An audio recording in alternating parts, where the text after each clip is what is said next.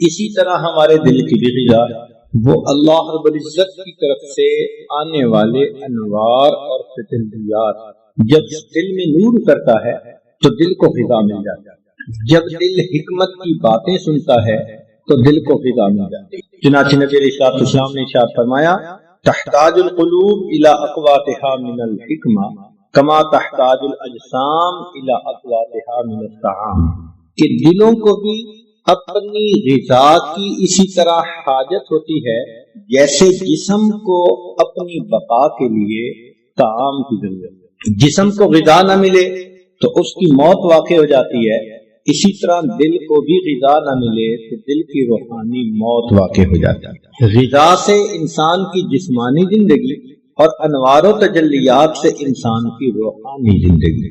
جسمانی صحت ہو تو انسان کے جسم کے مزے، اور روحانی صحت ہو تو انسان کے دل کے مزے۔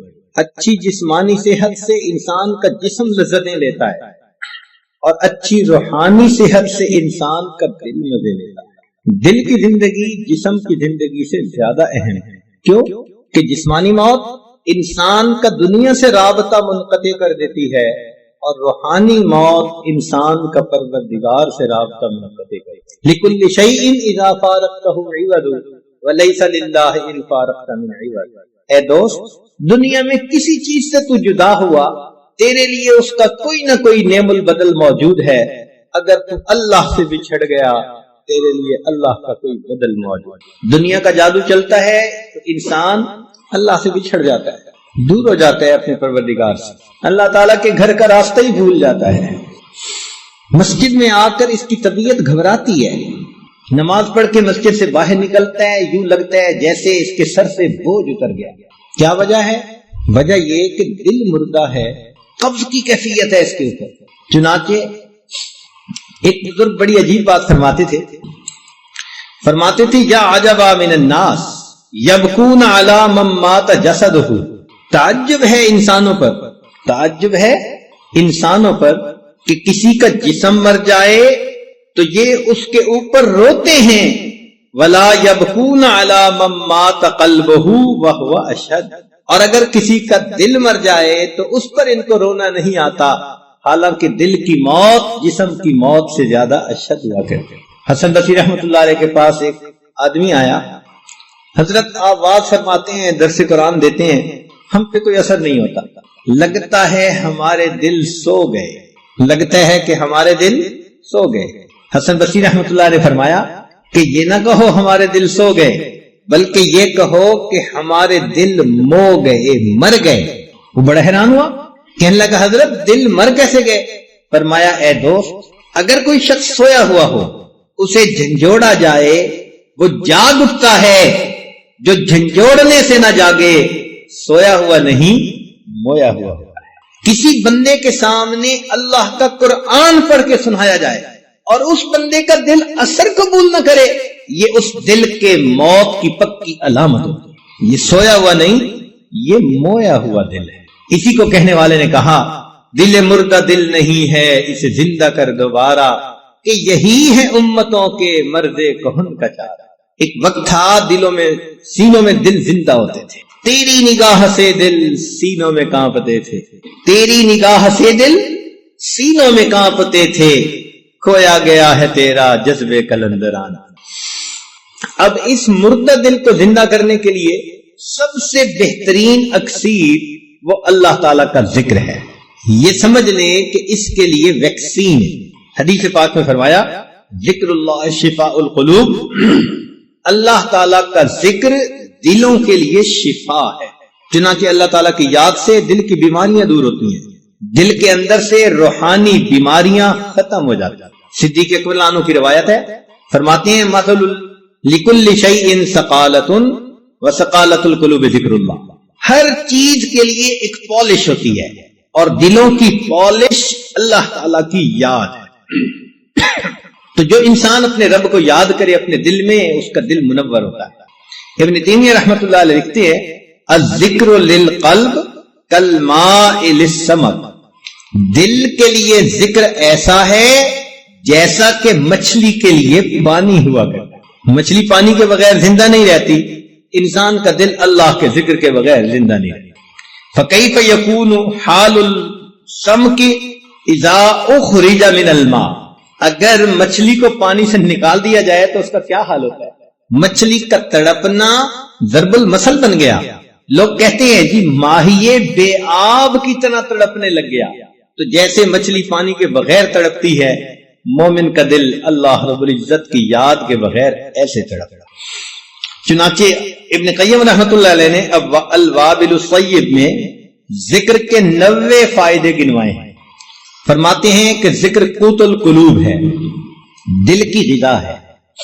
انہ یطرد الشیطان، ذکر سے شیطان انسان سے دفع دور ہو جاتا ہے. آپ دیکھیں دنیا کا یہ دستور ہے کہ جب کوئی فوجی کسی دشمن پہ قابو پاتا ہے تو سب سے پہلے اسے کہتے ہیں ہینڈز اپ. کیوں کہتے ہیں؟ تاکہ اگر اس کے ہاتھ میں کوئی نقصان دہ چیز ہے تو وہ اس کے ہاتھ سے نکل جائے، ختم ہو جائے، خالی ہاتھ اوپر آ جائے. اس کو نقصان دہ چیز سے خالی کر دیتا ہے. بالکل اسی طرح شیطان جب انسان پر قابو پاتا ہے تو اس کے دل کو اللہ کی یاد سے غافل کر دیتا ہے. سنیے قرآن عظیم الشان، اللہ تعالیٰ فرماتے استحوذ علیہم الشیطان فانساہم ذکر اللہ. شیطان ان پر غالب آ گیا، شیطان نے ان کو اللہ کی یاد سے غافل. اس لیے کہ یہ ہمارے پاس ایک مہلک ہتھیار ہے شیطان کے مقابلے میں، وہ ہمیں ہتھیار سے فارغ کر دیتا ہے. اور اگر انسان ذکر کرے تو اللہ تعالیٰ ارشاد فرماتے ہیں ان الذین اتقوا، بے شک جو میرے متقی لوگ ہیں، اذا مسهم طائف من الشیطان تذکروا، جب شیطان کی ایک جماعت ان پر حملہ آور ہوتی ہے وہ ذکر کرتے ہیں فاذا هم مبصرون، اللہ ان کو بصیرت عطا فرماتا ہے، شیطان سے بچ جاتے ہیں. تو ہماری پروٹیکشن شیطان سے اللہ رب العزت کے ذکر کے تھے. وَيَرْضَ الرَّحْمَانِ، اور ذکر سے رحمان خوش ہوتے ہیں. یزیل الحم والغم من القلب، ذکر کے کرنے سے انسان کے دل سے غم، پریشانی سب کچھ ختم ہو جاتا ہے. اسی کو کسی نے یوں کہا، نہ دنیا سے، نہ دولت سے، نہ گھر آباد کرنے سے تسلی دل کو ہوتی ہے خدا کو یاد کرنے. پھر ایک ذکر کا فائدہ یہ بھی ہے کہ یجلب لہ الفرح، جو شخص ذکر کرتا ہے یہ ذکر اس کے دل کو خوش کر دیتا ہے، ایک خوشی نصیب ہوتی ہے. ذکر سے عجیب مستی ہوتی ہے. جائیے کس واسطے اے درد میں خانے کے بیچ، جائیے کس واسطے اے درد میں خانے کے بیچ، کچھ عجب مستی ہے اپنے دل کے پیمانے کے بیچ. یہ دل جب جاگتا ہے نا، زندہ ہوتا ہے، اس میں ایک عجیب مستی ہوتی ہے، عجیب لذت ہوتی ہے. اسی کو حضرت باہو رحمت اللہ نے فرمایا، الف اللہ چمبے دی بوٹی مرشد من میرے وچ لائی ہو، نفی اسبات دا پانی ملیا ہر رگے ہر جائی ہو، اندر بوٹی مشک مچایا جان پھلن پر آئی ہو، جیوے مرشد میرا باہو جے اے بوٹی لائی ہو. تو جن کے سینے میں یہ ذکر ہوتا ہے پھر قدر و قیمت کا انہی کو پتہ چلتا ہے. ایک فائدہ ذکر کا یہ ہے ینور القلب والوجہ، انسان کا دل بھی منور ہوتا ہے، انسان کا چہرہ بھی منور ہوتا ہے. یہ عجیب بات. وَيَكْسُ الذَّاكِرَ الْمَحَابَةَ وَالْحَلَاوَةَ وَالنَّظْرَ، جو ذکر کرنے والا ہوتا ہے ذکر کی بنا پر اس کے چہرے کے اوپر ایک ہیبت ہوتی ہے اور ایک حلاوت ہوتی ہے اور ایک رعنائی اور خوبصورتی ہوتی ہے. اللہ والوں کے چہروں کو دیکھتے اللہ تعالیٰ کی یاد کا نور ان کے چہروں پہ چمک رہا ہوتا ہے. چنانچہ ہم اگر اللہ رب العزت کا ذکر کریں گے تو اس کے جواب میں اللہ رب العزت ہمیں یاد کریں گے. اب ذرا اس کی حقیقت سمجھ لیں. ہم تو ذکر کریں گے اللہ کا نام لے کر، اللہ اللہ کے ذریعے سے، مگر اس کے جواب میں اللہ تعالیٰ کیا کہیں گے؟ بندے بندے. نہیں، اس کا یہ مطلب نہیں ہے. دیکھیں اگر آپ کو کسی افسر سے کوئی کام ہو، اس نے انٹرویو لینے، بچے کی اپوائنٹمنٹ کرنی ہے، تو آپ اس سے بات کرتے ہیں اور کہتے ہیں کہ جی اس دن ذرا میرے بچے کو یاد رکھیے گا. اب یاد رکھنے کا یہاں مفہوم اور ہے. کیا مطلب ہے؟ کہ جب آپ فیصلہ کرنے بیٹھیں گے تو میرے بچے کے حق میں فیصلہ کرنا. اللہ رب العزت کا یاد کرنا یہ ہے کہ بندہ اللہ تعالیٰ کو ذکر کے ذریعے سے یاد کرتا ہے. اللہ تعالیٰ اپنے بندے کو نئے نئے اعمال کی توفیقیں دے کر یاد کرتے ہیں. اللہ اس بندے کے راستے کھولتے ہیں, فیصلے اس کے حق میں کر دیتے ہیں. اس کے لیے خیر کے فیصلے کر دینا یہ اللہ کا یاد کرنا. اس لیے فرمایا فذکرونی اذکرکم, میرے بندو تم مجھے یاد کرو میں تمہیں یاد کروں گا. توجہ فرمائیے, فذکرونی اذکرکم, میرے بندو تم مجھے یاد کرو میں تمہیں یاد کروں گا. کیا مطلب؟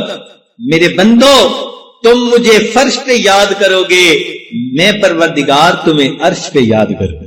اے میرے بندو تم مجھے معذرت کے ساتھ یاد کرو گے, تم مجھے معذرت کے ساتھ یاد کرو گے, میں پروردگار تمہیں مغفرت کے ساتھ یاد کروں گا.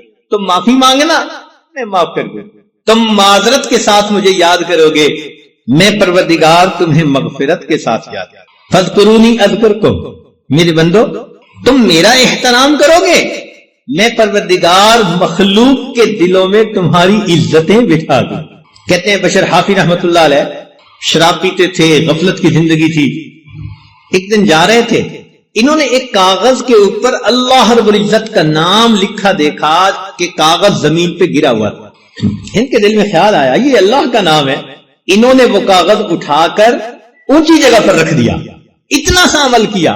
اللہ رب العزت نے وقت کے ایک ولی کے دل میں الہام فرمایا کہ جا کر بشر حافظ سے کہہ دو کہ تم نے میرے نام کی عزت کی, اس کے جواب میں تمہارے نام کو پوری دنیا میں عزت عطا فرماؤں. تم نے تو پاؤں سے اٹھا کے سر تک میرے نام کو پہنچایا, میں تمہارے نام کو فرش سے اٹھا کے عرش تک پہنچایا. فذکرونی اذکرکم, تم میرا ذکر کرو میں تمہارا ذکر کروں گا.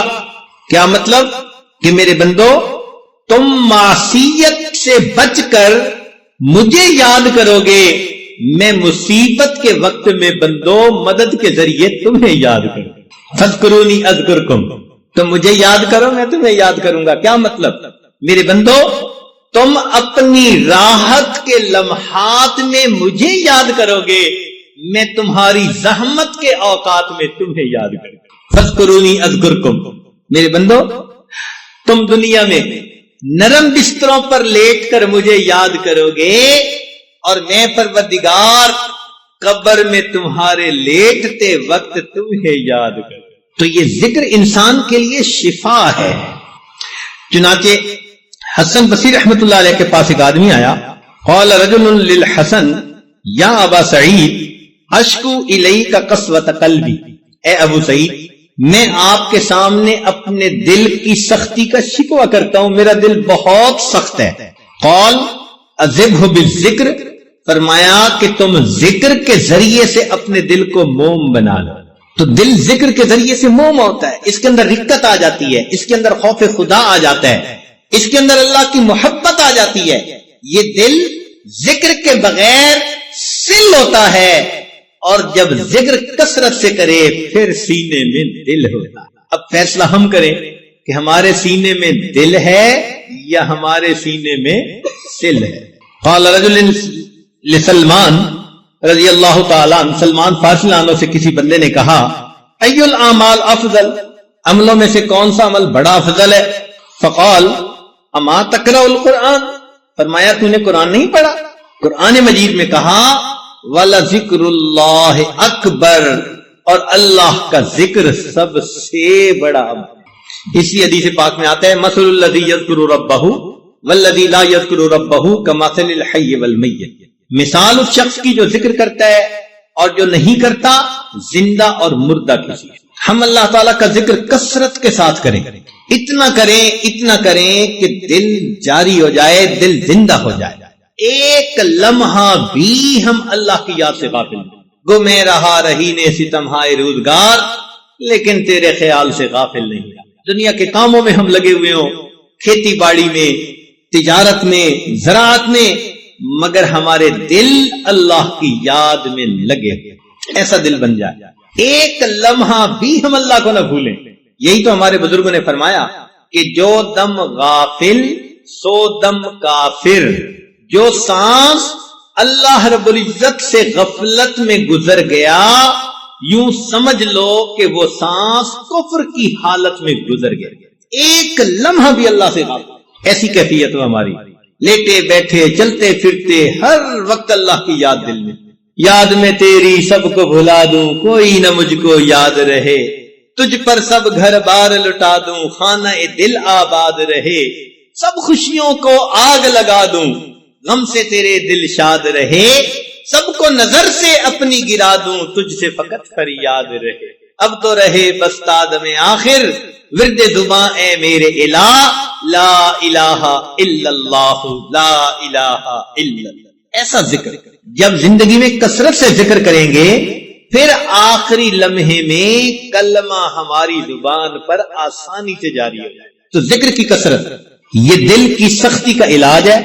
دل کی موت اگر ہو چکی تو اس کے لیے یہ حیات کی معنی ہے۔ اس لیے قرآن مجید میں ذکر کثیر کا حکم، یا ایھا الذین آمنوا اذکروا اللہ ذکرا کثیرا والذاکرین اللہ کثیرا والذاکرات۔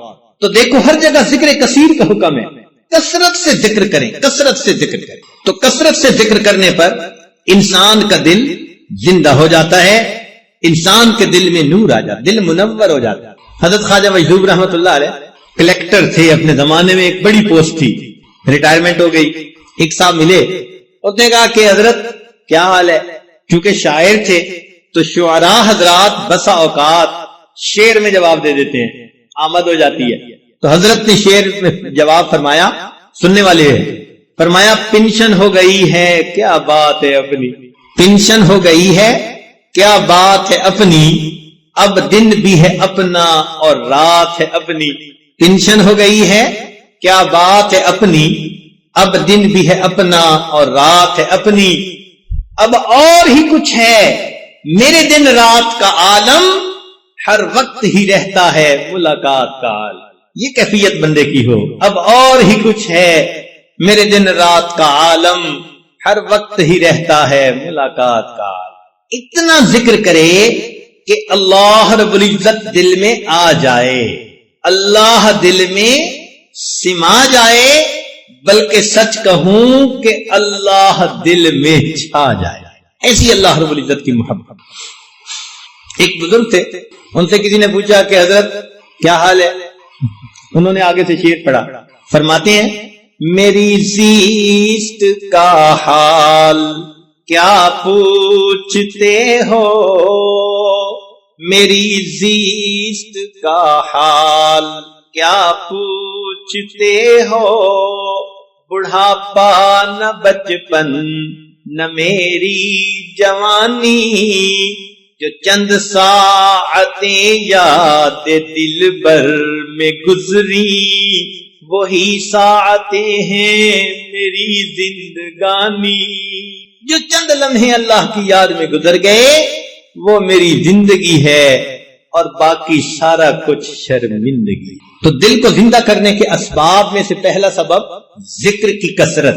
ہمارے مشائخ یہی سبق دیتے ہیں، سب سے پہلے فرماتے ہیں کہ دو حصوں میں کرو، ایک تو چلتے پھرتے لیٹے بیٹھے اللہ کی طرف دھیان رکھو، اس کو وقوف قلبی کہہ دیتے ہیں، اور ایک فرماتے ہیں کہ صبح اور شام 15 منٹ آدھا گھنٹہ ساری دنیا سے ہٹ کٹ جاؤ اور اللہ تعالیٰ کی یاد میں ڈوب جاؤ، ساری دنیا سے ہٹ کٹ جاؤ اور اللہ تعالیٰ کی یاد میں ڈوب جاؤ۔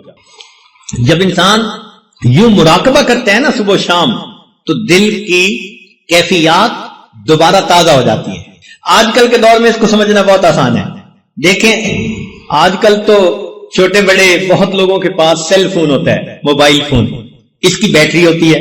اب اگر سارا دن اس پر باتیں کرتے رہیں تو اس کی بیٹری ڈسچارج ہو جاتی ہے۔ اس کو پھر چارجر سے لگانا ضروری ہوتا ہے۔ اگر آپ چارجر سے نہیں لگائیں گے تو بیٹری اتنی فلیٹ ہو جائے گی کہ بات ڈسکنیکٹ ہو جائے گی، پھر آن ہی نہیں ہوگا۔ بالکل اسی طرح ہم سارا دن لوگوں کے ساتھ انٹریکٹ کرتے رہتے ہیں، کام، کاروبار، بیوی، بچے، دوست، احباب، ہمارے دل کی کیفیات کی بیٹری ڈاؤن ہوتی رہتی ہے۔ ہمیں چاہیے صبح و شام اس کو چارجر کے ساتھ لگائیں۔ یہ جو مراقبہ ہے نا، کہ اللہ سے لو لگا کے بیٹھے.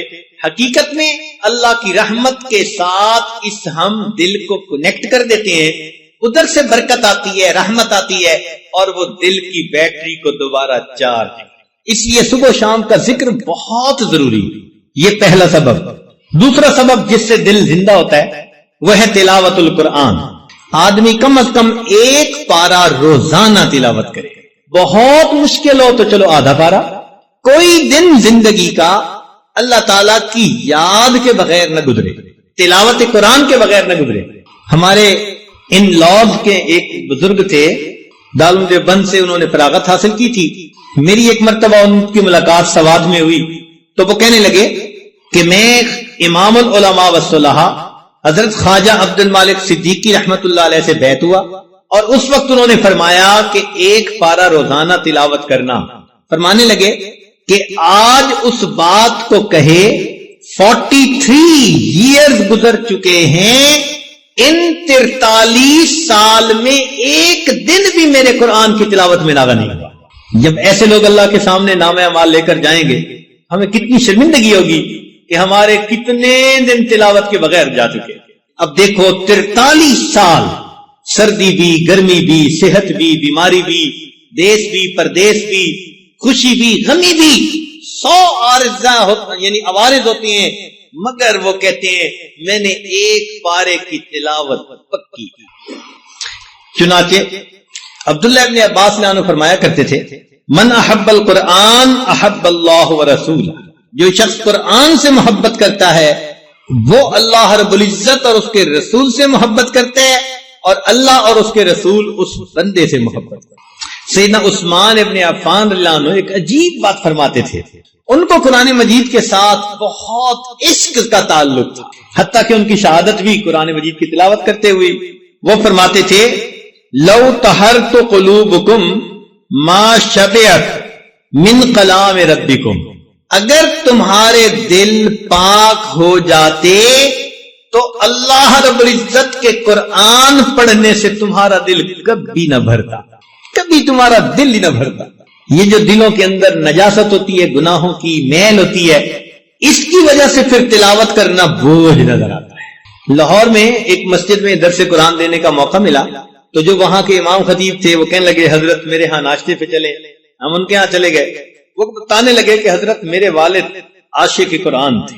میں نے انہیں کہا کہ بھئی ہمیں ناشتے میں اتنا لطف نہیں آئے گا, آپ اپنے والد کی باتیں سنائیں, ہمیں اس میں مزہ زیادہ آئے گا. انہوں نے عجیب بات ایک سنائی.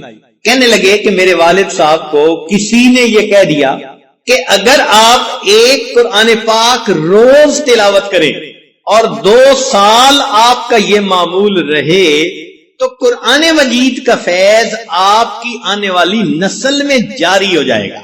کہنے لگے والد صاحب نے عمل کرنا شروع کر دیا, روزانہ ایک قرآن مجید پڑھتے ہیں, روزانہ ایک قرآن مجید. اب بتائیں کہ 2 سال کوئی چھوڑا وقفہ تو نہیں نہ ہوتا. انہوں نے مستقل 2 سال ایک قرآن مجید روز پڑھا. کہنے لگے اس کا نتیجہ یہ ملا کہ میرے والد صاحب کی جتنے بیٹے جتنی بیٹیاں, ان کے آگے جتنے بیٹے جتنی بیٹیاں, کسی کی عمر اگر 7 سال سے زیادہ ہے تو وہ قرآن مجید کا حافظ ہے. میرے والد کی نسل سے کوئی بیٹا بیٹی ایسی نہیں, نرینہ یا مادینہ کوئی اولاد ایسی نہیں کہ جو دنیا میں زندہ ہو 7 سال سے اوپر ہو قرآن کے حافظ ہے. اللہ اکبر. محبت والے لوگ ابھی بھی زندہ ہیں. ہمیں شجاع آباد کی طرف ایک جگہ جانا پڑا, اسے کہتے ہیں حافظ والا.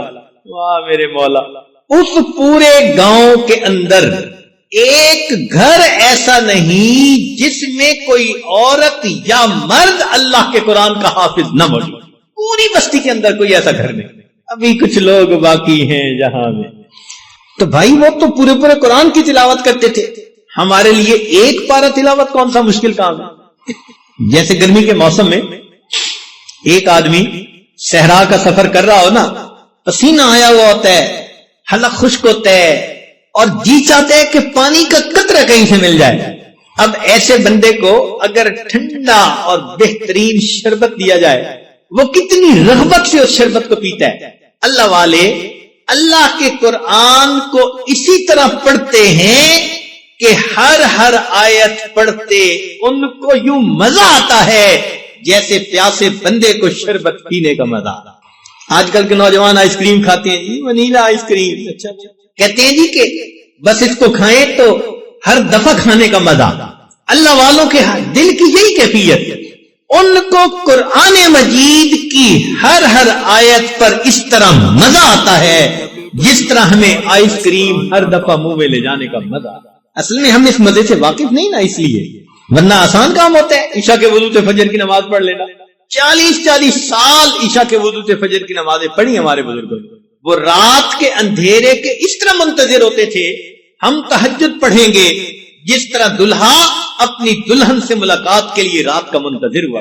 اس لیے کہتے تھے کہ لوگوں کا دن سورج کے طلوع ہونے سے شروع ہوتا ہے اور ہمارا دن سورج کے غروب ہونے سے شروع ہوتا ہے۔ امام راضی رحمت اللہ علیہ فرماتے تھے، اللہ دن اچھا نہیں لگتا مگر تیری یاد کے ساتھ، رات اچھی نہیں لگتی مگر تجھ سے راز و نیاز کے ساتھ۔ مجھ کو نہ اپنا ہوش نہ دنیا کا ہوش ہے، بیٹھا ہوں مست ہو کے تمہارے جمال میں، تاروں سے پوچھ لو میری روداد زندگی، راتوں کو جاگتا ہو تمہارے خیال۔ اللہ کی یاد میں راتوں کو جاگتے ہیں۔ تیسرا سبب جس سے انسان کا دل زندہ ہوتا ہے، الاستغفار، استغفار پڑھنا۔ ہمارے مشائخ فرماتے ہیں 100 دفعہ صبح 100 دفعہ شام، یہ کم از کم ہے، ورنہ 200 مرتبہ صبح 200 مرتبہ شام پڑھے۔ استغفار پڑھنے سے انسان کے دل کی میل دور ہو جاتی ہے۔ عائشہ صدیقہ رضی اللہ تعالیٰ عنہ نے روایت کی نبی علیہ السلام سے کہ طوبیٰ لمن وجد فی صحیفتہ استغفارا کثیرا، مبارک ہو اس کو جو قیامت کے دن اپنے نام اعمال میں کثرت کے ساتھ استغفار لکھا دیکھے گا۔ اب بتاؤ یہ کتنا آسان کام ہے، آپ کام کر رہے ہیں، جو مرضی کر رہے ہیں، ڈرائیونگ کر رہے ہیں، استغفر اللہ اپنی زبان پہ رکھیں۔ استغفر اللہ کے لفظ پڑھنے میں کون سی مشکل ہے؟ آپ اس کو 1000 دفعہ پڑھ سکتے ہیں، یا تو پورا پڑھیں استغفر اللہ ربی من کل ذنب واتوب الیہ، نہیں پڑھ سکتے تو فقط استغفر اللہ بھی پڑھیں گے تو برکت سے خالی نہیں رہیں گے۔ چوتھا سبب جس سے دل زندہ ہوتا ہے، الصلاۃ علی النبی، نبی علیہ الصلوۃ والسلام پر درود شریف کا پڑھنا۔ نبی علیہ السلام نے ارشاد فرمایا، من صلی علی واحدۃ صلی اللہ علیہ عشرا، جو ایک مرتبہ مجھ پر درود شریف پڑھتا ہے اللہ رب العزت اس بندے پر 10 مرتبہ رحمت نازل فرماتے ہیں۔ چنانچہ ہمارے مشائخ نے لکھا ہے، وَكَذَلِكَ جَعَلَ جَزَاءَ ذِكْرِ نَبِيِّهِ ذِكْرَ مَنْ ذَكَرَهُ، کہ اللہ تعالیٰ کو اپنے محبوب سے ایسی محبت ہے کہ جو اللہ تعالیٰ کے محبوب کو یاد کرتا ہے درود شریف پڑھنے کے ذریعے سے اللہ اس بندے کو 10 مرتبہ یاد کرتے ہیں۔ حدیث پاک میں آتا ہے، من صلی علیہ صلاۃ واحدۃ، جس نے مجھ پر ایک مرتبہ درود شریف پڑھا، صلی اللہ علیہ عشر صلوات، اللہ تعالیٰ 10 رحمتیں نازل فرماتے ہیں۔ وحطت عنہ عشر خطیئات، اس کی 10 خطائیں اللہ معاف فرما دیتے ہیں۔ ورفعت لہ عشر درجات، اور جنت میں اس کے 10 درجے بلند فرما دیتے ہیں۔ اس لیے نبی علیہ السلام نے ارشاد فرمایا، البخیل من ذکرت عندہ فلم یصلی، بخیل ہے وہ شخص جس کے سامنے میرا نام آئے، میرا تذکرہ ہو اور وہ مجھ پر درود نہ پڑھے۔ اس لیے جب بھی نبی علیہ السلام کا نام نامی اس میں گرامی آئے تو صلی اللہ علیہ وسلم کم از کم ضرور پڑھنا چاہیے۔ حدیث پاک میں آتا ہے کہ ان للہ ملائکۃ سیاحین، اللہ تعالیٰ کے کچھ فرشتے ایسے ہیں جو زمین کے اندر چلتے پھرتے ہیں، سیاحت کرتے ہیں۔ یبلغونی ان امتی السلام، میرا امتی جو مجھ پر درود پڑھ رہا ہوتا ہے یہ فرشتے اس درود و سلام کو مجھ تک پہنچا دیتے ہیں۔ اور ایک حدیث پاک میں فرمایا، ان اول الناس بھی یوم القیامت اکثرہم علی صلاۃ، قیامت کے دن میرے سب سے قریب وہ انسان ہوگا جو سب سے زیادہ مجھ پر درود شریف پڑھنے والا۔ تو معلوم ہوا کہ ہمیں یہ سب اسباب عمل میں لانے ہیں، اللہ کا ذکر کثرت سے کرنا ہے، اور 2 تلاوت قرآن کرنی ہے، استغفار کرنا ہے، اور درود شریف پڑھنا ہے۔ کئی لوگ سوال پوچھتے ہیں، جی استغفار پہلے کریں یا درود شریف پہلے پڑھیں؟ تو ہمارے بزرگوں نے اس کا ایک سادہ سا جواب دیا ہے، اگر کوئی کپڑا میلا ہو تو اس کو ترتیب یہی ہے کہ پہلے دھوتے ہیں اور پھر اس کے اوپر عطر لگا دیتے ہیں. یا کبھی ایسا ہوا کہ کسی نے پہلے عطر لگا دیا ہو بعد میں دھویا ہو؟ پہلے کیا کرتے ہیں؟ دھو لیتے ہیں، بعد میں کیا کرتے ہیں؟ تو استغفار سے ان میلے دلوں کو دھو لیجئے، پھر درود شریف کے ذریعے سے عطر اور خوشبو اس پر چھڑک لیجیے. اگلا سبب جس سے کہ انسان کا دل زندہ ہوتا ہے، صحبت شیخ. اللہ تعالیٰ ارشاد فرماتے ہیں یا ایھا الذین آمنوا اتقوا اللہ وکونوا مع الصادقین، اے ایمان والو اللہ سے ڈرو اور سچوں کے ساتھ رہو، جن کے قول اور فعل میں تضاد نہیں ہوتا، جن میں درنگی نہیں ہوتی. ایسے لوگوں کی صحبت اختیار کرو. اس صحبت سے انسان کا دل بہت جلدی سنورتا ہے. ان اللہ والوں کے دل مقناطیس کی طرح ہوتے ہیں، جیسے لوہے کو مقناطیس کھینچتا ہے، اللہ کے بندوں کے دلوں کو اللہ والوں کے دل ایسے کھینچتے، تاثیر ہوتی ہے. ہم لوگ جب الیکٹریکل انجینئرنگ پڑھتے تھے تو ہمیں ٹرانسفارمر کے بارے میں پڑھاتے ہوئے انہوں نے کہا کہ دیکھو ایک ادھر کی وائنڈنگ ہوتی ہے پرائمری، ایک ادھر کی وائنڈنگ ہوتی ہے سیکنڈری. ان میں فزیکلی کنٹیکٹ کوئی نہیں ہوتا، مگر ادھر سے وولٹیج ادھر انڈیوس ہو جاتا ہے. بالکل یہی حال کہ اللہ والوں کی صحبت میں جو بندہ بھی آ کر بیٹھتا ہے وہ ہائی وولٹیج جو ہوتا ہے نا اللہ کی محبت کا، وہ دوسرے سینوں میں بھی انڈیوس ہو جاتا ہے. الصحبت مؤثرۃ، صحبت کی تاثیر ہوتی ہے. صحبت صالح ترا صالح کند، صحبت طالع ترا طالع کند. نیکوں کی صحبت انسان کو نیک بنا دیتی ہے اور بدکار بندے کی صحبت انسان کو بد بنا دیتی ہے. علماء نے لکھا ہے کہ جو لوگ جانور پالتے ہیں نا، ان جانوروں کا بھی انسان پر اثر ہو جاتا ہے. مثال کے طور پہ جو لوگ گھوڑے پالتے ہیں نا ان میں بہادری آ جاتی ہے، جو لوگ اونٹ پالتے ہیں ان میں ضد ہٹ دھرمی آ جاتی ہے، اور جو لوگ بکریاں پالتے ہیں ان میں عاجزی آ جاتی ہے. اب ذرا غور کریں کہ جانور کے ساتھ وقت گزارنے سے اگر جانور کے اس کے اوپر اثرات آ جاتے ہیں تو ہم اگر اللہ والوں کے ساتھ وقت گزاریں گے تو کیا ہمارے اوپر ان کے اچھے اثرات نہیں آئیں گے؟ نہ پوچھن خرقہ پوشوں کی ارادت ہو تو دیکھن کو، یدے بیضا لیے بیٹھے ہیں اپنی آستینوں. اللہ والوں کی صحبت سے انسان کا دل زندہ ہوتا ہے، مردہ دل زندہ ہو جاتا ہے ایک لمحے کی صحبت. ہمارے ایک عالم تھے، وہ کہنے لگے کہ بیت کا تعلق تھا میرا شجاع آباد میں ایک بزرگ گزرے ہیں عبداللہ بہلوی رحمت اللہ علیہ. یہ نقشبندیہ سلسلہ کے بزرگ تھے، بڑے عالم تھے. ان کا درس تفسیر بڑا مشہور تھا. رمضان المبارک میں درس تفسیر دیتے تھے، اور ملک سے مدارس میں جو علماء ہوتے تھے نا تفسیر کا مضمون پڑھانے والے، وہ ان کے پاس جا کر تفسیر کا دورہ کیا کرتے تھے، تفسیر کا دورہ کرتے تھے. علماء کو بہت فیض ملا ان سے. تو ان عالم کی بیعت ان سے تھی. کہتے ہیں ایک دن اب میرے دل میں خیال آیا میں جاؤں اپنے حضرت کو ملوں. ان کے پاس گیا، ان کو ملا. پھر میں نے تھوڑی دیر بعد اجازت مانگی واپسی کی، کیونکہ پیچھے مدرسہ تھا اور مجھے سبق پڑھانے تھے. جو تعلیم و تعلم سے تعلق رکھتے ہیں نا علماء، ان کو بہت وقت کا پابند ہونا پڑتا ہے کہ طلباء ہوتے ہیں ان کا ورنہ وقت ضائع ہوتا ہے. کہنے لگے جب میں نے حضرت سے اجازت مانگی تو حضرت نے فرمایا کہ مولانا کچھ وقت ہمارے پاس بھی رہو. میرے دل میں خیال آیا ساری زندگی میں نے پڑھنا پڑھانا ہے. میں نے فون کر دیا اور محتمم کو بتا دیا کہ جی میں 3 دن شیخ کی خدمت میں رہنا چاہتا ہوں، میرا سبق میرے فلاں دوست کو کہہ دیں، وہ پڑھا دیں گے، تو طلباء کا نقصان نہیں ہوگا. میں 3 دن رہا. کہتے ہیں کہ 3 دن شیخ کی صحبت میں رہنے کا نتیجہ یہ نکلا کہ جب لوٹ کر میں واپس گھر آیا تو آنے والے 3 سال میں ایک مرتبہ بھی میری تہجد قضا نہ ہوئی. 3 راتوں کا بدلہ یہ ملا کہ 3 سال میں ایک مرتبہ بھی میری تہجد قضا. دل کو زندہ کرنے کا ایک سبب اتباع سنت. ہر کام نبی علیہ الصلوۃ والسلام کی سنت کے مطابق کرے. ہر کام، کھانا پینا، چلنا پھرنا، اٹھنا بیٹھنا، رفتار گفتار کردار، ہر چیز نبی علیہ السلام کی سنت کے مطابق. ہمارے سلسلہ عالیہ نقشبندیہ میں اس کا بہت اہتمام بتایا جاتا ہے. چھوٹے سے چھوٹا عمل، بڑے سے بڑا عمل، کوئی عمل بھی سنت کے خلاف نہیں ہونا چاہیے. ہر وقت نظر اس چیز کو تلاش کرتی رہے کہ میں نے اس عمل میں کیسے کرنا ہے. اور اس کا بہترین طریقہ یہ بھی ہے کہ مسنون دعائیں یاد کر لیجئے.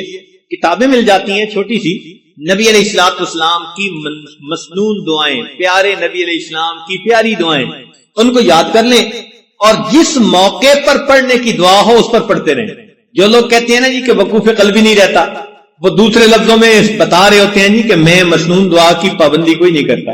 اس لیے کہ مسنون دعا کی پابندی کرنے کا انعام یہ ملتا ہے کہ انسان ہر وقت اللہ کی طرف متوجہ رہتا ہے. کھانا کھانے کی دعا، کھانے کے بعد کی دعا، سو کر اٹھنے کی دعا، سونے سے پہلے کی دعا، کسی سے ملنے کی دعا، گھر میں داخل ہونے کی، نکلنے کی، ہر موقع کی دعائیں ہیں. تو مسنون دعاؤں کی برکت سے اللہ تعالیٰ وقوف قلبی کا رکھنا آسان فرما. آپ اس کا تجربہ کر لیجئے. جب آپ محسوس کریں نا کہ جی میں وقوف قلبی کا دھیان نہیں رکھ سکتا یا رکھنا مشکل ہے، آپ محسوس کریں گے کہ سنت دعائیں پڑھنے میں آپ کوتاہی کر رہے ہیں. ان کی پابندی کریں، آٹومیٹکلی اللہ کی طرف دھیان رہے گا، توجہ رہے گا. دل کو زندہ کرنے کا ایک اور عمل قیام اللیل، تہجد کی نماز. چنانچہ جو لوگ چاہتے ہیں کہ اللہ رب العزت سے تعلق ہو، ان کی محبت دل میں ہو، ہم اللہ تعالیٰ کے مقبول بندوں میں شامل ہو جائیں، ان کو چاہیے کہ رات کے آخری پہر میں چند رکعت نفل اللہ کے حضور ضرور پڑھا کریں. اللہ تعالیٰ فرماتے ہیں والذین یبیتون لربہم سجدا وقیاما. حدیث پاک میں آتا ہے افضل الصلاۃ بعد المکتوبۃ قیام اللیل، کہ 5 فرض نمازوں کے بعد سب سے افضل نماز تہجد کی نماز ہے. قیل للحسن، حسن رحمت اللہ علیہ سے یہ کہا گیا ما بال المتہجدین احسن الناس وجہا، کیا وجہ ہے کہ تہجد پڑھنے والوں کے چہرے بڑے منور ہوتے ہیں، ان کے چہروں پہ بڑا نور ہوتا ہے. قال، انہوں نے جواب دیا لأنہم خلو بالرحمن فَأَلْبَسَهُمْ نُورٌ مِّن نُورِهِ، اس لیے کہ وہ اللہ کے ساتھ تنہائی میں عبادت میں وقت گزارتے ہیں، اللہ اپنے نور کو ان کے چہروں پر پالش کر دیتے. ایک بزرگ فرمایا کرتے تھے کہ حضرت، ان کے پاس ایک بندہ آیا، اس نے کہا کہ حضرت مجھے رات تہجد کی توفیق نصیب نہیں ہوتی، کوئی عمل بتا دے. انہوں نے آسان سا جواب دے دیا، فرمان لگے اے دوست تو اپنے دن کے اعمال کو سنوار لے، اللہ تعالیٰ تجھے رات کے اعمال کی توفیق عطا فرمائے. ہم دن میں جو نافرمانیاں کرتے ہیں نا، ان کی وجہ سے رات کی عبادت سے محروم کر دیا جاتا ہے. فقال لا تعصه بالنهار، تو دن میں اللہ کی نافرمانی نہ کر. وهو يقيمك بين يديه بالليل، تو دن میں اس کی نافرمانی نہ کر، وہ تجھے رات میں قیام کی توفیق عطا فرمائے. یروان سفیان ثوری رحمت اللہ سے یہ بات منقول ہے، فرماتے تھے کہ حرمت قیام اللیل 5 اشہر بذنب اصبتہ، ایک مرتبہ ایک گناہ مجھ سے سرزد ہو گیا جس کی وجہ سے 5 مہینے تہجد کی نماز سے میں محروم ہو گیا. اور پتہ ہے وہ گناہ کون سا تھا؟ فرماتے ہیں گناہ یہ تھا کہ ایک نوجوان دعا مانگتے ہوئے رو رہا تھا اور میں نے اس کی طرف دیکھ کر گمان کیا کہ یہ ریاکاری کر رہا ہے. میں نے اپنے دل میں اتنا سوچا یہ ریاکاری کر رہا ہے. اس بدگمانی کے گناہ کی وجہ سے اللہ نے 5 مہینے تہجد سے مجھے محروم کر دیا. اور ہم کتنی بدگمانیاں کرتے ہیں لوگوں کے بارے میں، ہر کسی سے بدگمان الا ماشاء اللہ. پھر کہتے ہیں جی تہجد نہیں ملتی. اور پھر بعض دوست تو ایسے ہیں جو بڑے مطمئن ہوتے ہیں، اور جی ہم سارا دن مدرسے میں قرآن پڑھاتے ہیں، حدیث پڑھاتے ہیں، رات تہجد نہ پڑھی تو کیا ہوا، ثواب تو مل ہی جاتا ہے. تو بھئی صحابہ کرام سارا دن سبزیاں بیچتے تھے، جو وہ رات کو تہجد کا اتنا اہتمام کرتے تھے، وہ کیا کرتے تھے؟ وہ بھی تو سارا دن دین کے کام میں لگے رہتے تھے، فرسان بالنہار ہوتے تھے، اور پھر اللہ ان کو رہبان باللیل بنا دیا. رات گھوڑے کی پیٹھ پہ ہوتے تھے صبح میں، اور رات مسلح کی پیٹھ پر ہوا کرتے. تو یہ تو نفس ہمیں مطمئن کر دیتا ہے نا کہ کوئی بات نہیں اگر تہجد کی توفیق نہیں ملتی. اچھا ایک بات ذرا توجہ سے سنیں کہ ایک تو ہے ہمارا سوچنا ہم تہجد پہ نہیں اٹھتے، اور ایک سوچ کا انداز اور بھی ہے. وہ کیا؟ حدیث پاک میں آتا ہے اللہ تعالیٰ رات کو فرشتوں کی 3 جماعتیں بنا دیتے ہیں. فرشتوں کی کتنی جماعتیں؟ 3 جماعتیں بنا دیتے ہیں. ایک جماعت کو کہتے ہیں کہ دیکھو فلاں فلاں میرے مقبول بندے ہیں، تم جاؤ اور ان کو پر مار کے جگا دو، یہ تہجد میں اٹھنے کا وقت ہے، یہ اٹھیں گے مجھ سے مانگیں گے، میں پروردگار ان کی جھولیوں کو بھر دوں گا. چنانچہ یہ لوگ سوئے ہوئے ہوتے ہیں، نہ گھڑی کا الارم نہ کوئی اور، اچانک ان کی آنکھ کھل جاتی ہے. یہ اللہ تعالیٰ کی طرف سے فرشتے اٹھا دیتے ہیں ان کو، اچانک آنکھ کھل جاتی ہے. دل میں ارادہ لے کے سوتے ہیں 3 بجے اٹھنے، 3 بجے آنکھ کھلتی ہے، تو اللہ تعالیٰ کے فرشتے جگا دیتے ہیں. اور پھر دوسرے گروپ کو اللہ فرماتے ہیں کہ جاؤ فلاں فلاں فلاں میرے ناپسندیدہ بندے ہیں، میں انہیں پسند نہیں کرتا، تم جاؤ اور ان کو تھپکی دے کے سلا دو، یہ میرے نیک مقبول بندوں کے اٹھنے کا وقت ہے، اور میں نہیں چاہتا کہ اس موقع پر یہ مجھے اپنی شکل دکھائیں. رات کے 1 بجے تک جاگتے رہیں گے، 2 بجے تک جاگتے رہیں گے، جب تہجد کا وقت شروع ہو جائے گا نیند آ جائے گی. آپ شادی بیاہ پہ دیکھیں، لوگ پروگرام بناتے ہیں آج شادی کی رات ہے جی ساری رات جاگیں گے، ساری رات نہیں جاگتے. جب تہجد کا وقت شروع ہوتا ہے سارا مجمع ہو جاتا ہے، گھر کی عورتیں سو جاتی ہیں، مرد سو جاتی ہیں، مہمان بچے سب سوئے پڑے ہوتے ہیں. وہ سوئے نہیں ہوتے، ان کو سلا دیا جاتا ہے. تو یوں بھی تو ہم سوچ سکتے ہیں نا کہ ہم تہجد نہیں پڑھتے، نہیں نہیں نہیں، شاید ہم سے کوئی ایسا گناہ ہوتا ہے اللہ تعالیٰ اس برکت والے وقت میں ہماری شکل دیکھنا پسند ہی نہیں کرتا. تو یہ اسباب ہیں دل کو زندہ کرنے کے. ایک آخری سبب الدعا. یہ جتنے اعمال ہیں یہ بندہ کر لے، اس سے بھی ابھی کام نہیں ہوتا. ایک قدم اور آگے، وہ کیا کہ سب کچھ کر کے پھر اللہ سے فریاد کرے، پھر اللہ سے مانگے. اللہ اکبر کبیرہ.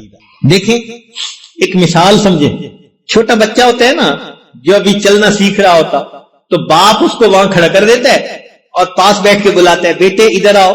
باپ کو پتہ ہے یہ بچہ اتنے قدم نہیں اٹھا سکتا، مگر وہ یہ دیکھنا چاہتا ہے کہ یہ بچہ میری طرف متوجہ ہو کے قدم اٹھاتا ہے یا نہیں. بیٹے ادھر آؤ، بیٹے ادھر آؤ. جب باپ بلاتا ہے تو وہ بچہ قدم اٹھانے کی کوشش کرتا ہے اور قدم اٹھاتے ہوئے ڈولتا ہے، اور جب گرنے لگتا ہے نا تو باپ اس کو گرنے نہیں دیتا، بچے کو ہاتھوں میں لے کر اپنے سینے سے لگا دے. بالکل ہماری مثال یہی ہے. اللہ تعالیٰ فرماتے ہیں میرے بندے میرے مجھ تک آؤ. اس پروردگار کو پتا ہے یہ بندے ہیں، یہ کمزور ہیں، ان کے پیچھے نفس لگا ہے، شیطان لگا ہے، ان کی ہمت نہیں ہے یہ پہنچ سکیں. مگر وہ تو یہ دیکھنا چاہتے ہیں نا کہ میری طرف توجہ کر کے قدم اٹھاتا کون ہے. جو ہمت کر لیتا ہے، قدم اٹھاتا ہے، کہیں ڈولنے بھی لگتا ہے، اللہ تعالیٰ ڈولنے نہیں دیتے، اس بندے کو اپنی رحمت کی چادر میں چھپا لیتے. سنیے قرآن عظیم الشان. اللہ تعالیٰ فرماتے ہیں وَلَوْلَا فَضْلُ اللَّهِ عَلَيْكُمْ وَرَحْمَتُهُ. اگر اللہ کا فضل اور اس کی رحمت تم پر نہ ہوتی، ما زکا منکم من احد ابدا، تم میں سے کبھی بھی کوئی ستھرا نہ ہوتا. ولیکن اللہ یزکی من یشاء، اللہ جس کو چاہتے ہیں ستھرا کر دیتے. تو ستھرا ہونا تمہارے بس میں نہیں ہے. ولولا فضل اللہ علیہ. تو معلوم ہوا کہ یہ سب کچھ کر کے بھی رات کو اللہ کے سامنے دامن پھیلانا پڑے گا. مولا ہمارے اعمال پر معاملہ نہیں سنورتا.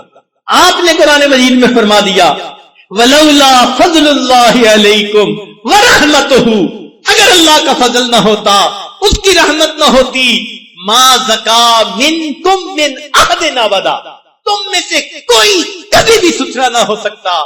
لیکن اللہ یزکی من یشاء، اللہ جس کو چاہتے ہیں اس کو ستھرا کر. اے مولا میں اس وقت دامن پھیلائے بیٹھا ہوں، آپ سے آپ ہی کو چاہتا ہوں، اللہ رحمت کی نظر کر دیجئے. تیری ایک نگاہ کی بات ہے میری زندگی کا سوال. کہ اللہ رحمت کی ایک نظر ڈال دیجئے، میری بگڑی بنا دیجئے، میری کشتی پار لگا دیجئے. میں نے جھولی پھیلا دی ہے.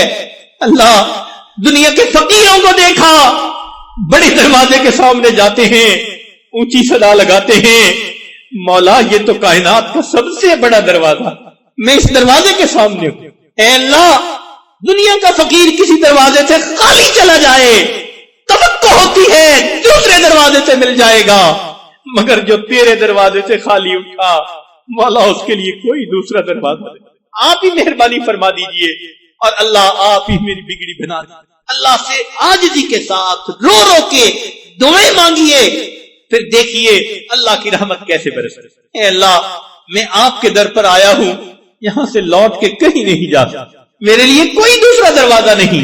तंग दस्ती के जो आलम में मैं घबराता हूं, ए अल्लाह बहुत परेशान कर दिया हालात ने, दर दर के धक्के खा लिए, अब तेरे दरवाजे पे आ पहुंचा। तंग दस्ती के जो आलम में मैं घबराता हूं, पर दरे गैर पे जाते हुए कतराता हूं। अल्लाह, मैं गैर के दरवाजे पे नहीं जाता।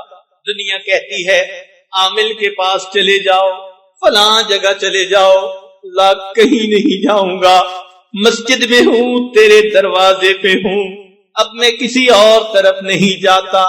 तंग दस्ती के जो आलम में मैं घबराता हूं, पर दरे गैर पे जाते हुए कतराता हूं। हाथ फैलाने में मोहताज को गैरत कैसी शर्म आती है कि बंदा तेरा कहलाता हूं।